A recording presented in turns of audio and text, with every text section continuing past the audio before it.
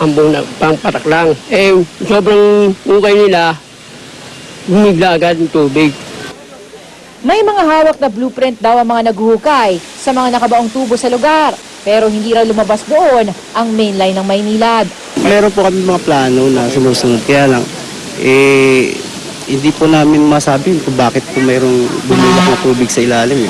Higit isang oras nang tumatagas ang tubig dito sa May Lacson at Fajardo sa Maynila. Ayon sa mga residente, alas 11 pa raw ng gabi na magsimulang bumulwak ang tubig. At habang lalong tumatagal, lalo ring lumalakas ang pagtagas nito. Sa experience namin, siguro abutin to hanggang pagliwanag. Kasi matagal talaga ang yung ganyang trabaho, matagal yan. Alas 2 naman na madaling araw nang simulang kumpunihin ng Maynilad ang nabutas na pipeline. Ito ang unang balita mula sa Maynila. Salima Rafran, reporting. Isa namang truck na may kargang hollow blocks ang aksidenteng sumampas sa Center Island sa EDSA Quezon Avenue. Sa tindi ng pagkakabangga, isang pahinante ang naipit sa nagkayupi-yuping truck. Darito ang report ni Oscar Oida. Animoy dinaanan ng isang malakas na lindol ang bahaging ito ng EDSA Quezon City makaraang maaksidente sa lugar.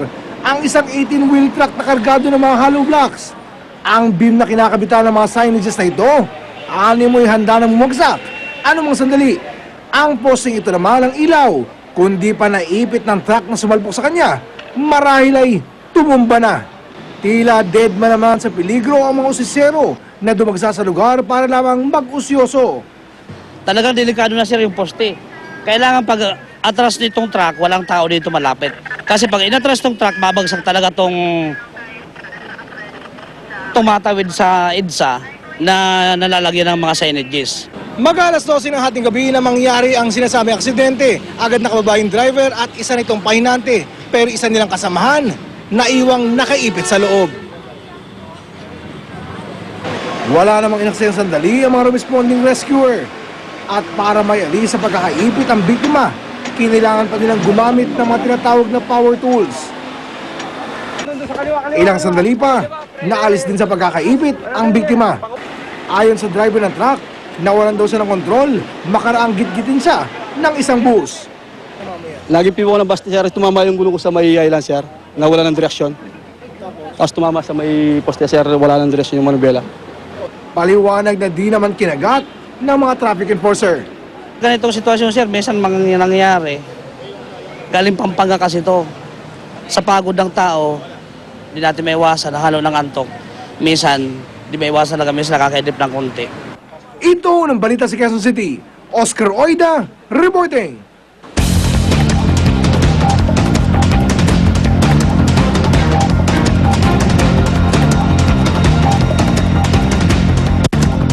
Patuloy na pinaghahanap ng mga pulis ang tumakas na driver ng Roro bus na naaksidente sa Star Tollway sa Batangas kahapon na ikinasawi ng mag-ina. Kinilala ang driver na si Jay Tolentino. Base sa report, galing Maynila patungong Batangas Port ang Roro bus nang bigla itong kumabig pakanan kaya tuluyang tumagilid at sumadsad sa kanal sa gilid ng kalsada. Hinala ng konduktor ng bus, posible umanong nakaidlip ang driver. Bukod sa 2 namatay, 27 iba pa ang sugatan sa aksidente. Nakikipag-ugnayan na sa mga ospital ang may-ari ng Roro bus para sagutin ang gastusin ng mga biktima. Sa ibang balita, nilinaw ni Pambansang Kamao Manny Pacquiao na na-misquote lamang daw siya sa lumabas na artikulo sa isang news o sa isang website. Ayon kay Pacquiao, bagamat tutol siya sa same-sex marriage, hindi daw siya galit sa mga lesbian, gay, bisexual at transgender. Narito ang report ni Jamie Santos. Kabi-kabilang batikos ang inamod ni Pambansang Kamao Manny Pacquiao matapos kumalat ang isang artikulo na naglalaman umano ng mga pahayag niya kontra sa mga miyembro ng lesbian, gay, bisexual and transgender o LGBT community. Nagtrending pa siya worldwide sa Twitter. Pero paglilinaw ng Pambansang Kamao, iba raw sa aktual na interview ang lumabas sa artikulo ng website na examiner.com. Giit ni Pacquiao, hindi raw siya galit sa mga LGBT. He asked me about if I'm favor of the Obama is promoting the gay marriage. Sabi ko, hindi ako pabor diyan sa same-sex marriage. Git pa ni Pacman, hindi raw galing sa kanyang bersikulo mula sa Biblia na laman ng kontrobersyal na artikulo. Dahil sa bersikulo, inakala ng ilan na naniniwala si Pacquiao na dapat mamatay ang mga bading. Actually, wala akong kinote na verse sa kanya. In fact, wala akong verse na binanggit sa kanya. At kung magbanggit man ako ng verse, hindi ko alam yung Leviticus. Ang sumulat naman ng artikulo na nasa opinion column daw at hindi isang news report. Nilinaw na siya mismo ang naglagay ng bersikulo at hindi binanggit ni Pacman sa kanyang panayam. Nowhere in my article did I say that Manny invoked and Manny recited that specific verse. Para sa unang balita, Jamie Santos reporting.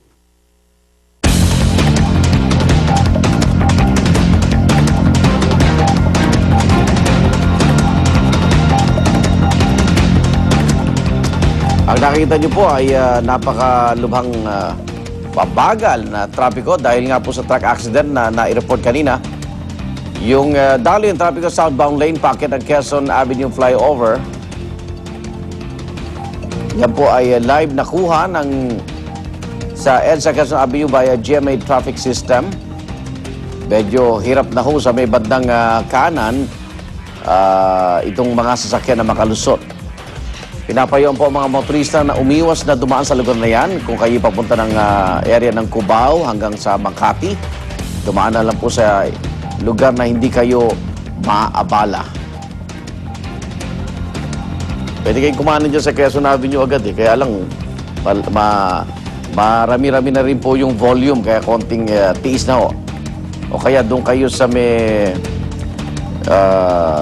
North Avenue, bago dumating dyan sa area na yan. Narito pa ang ibang mga balita. Kotse sa malpok sa dalawang jeep sa Quezon Avenue, 6 sugatan. Claudine Barreto, emosyonal sa pagdinig ng hiling na temporary protection order laban sa magkakapatid na Tulfo. Huwag pahuli, tutok lang sa unang balita.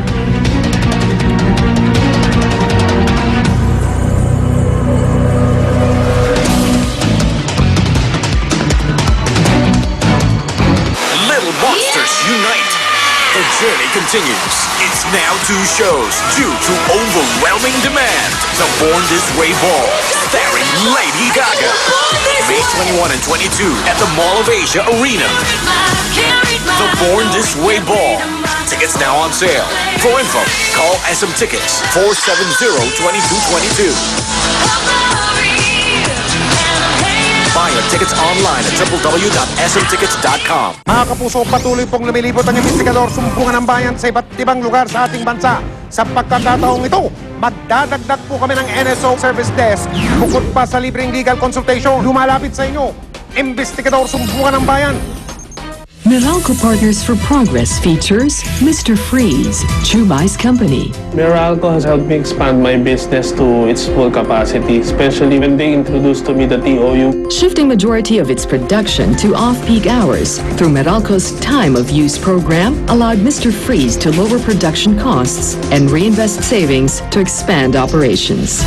Meralco partners with luminaries like Mr. Freeze to create a brighter, more progressive nation. Tuloy-tuloy ang morning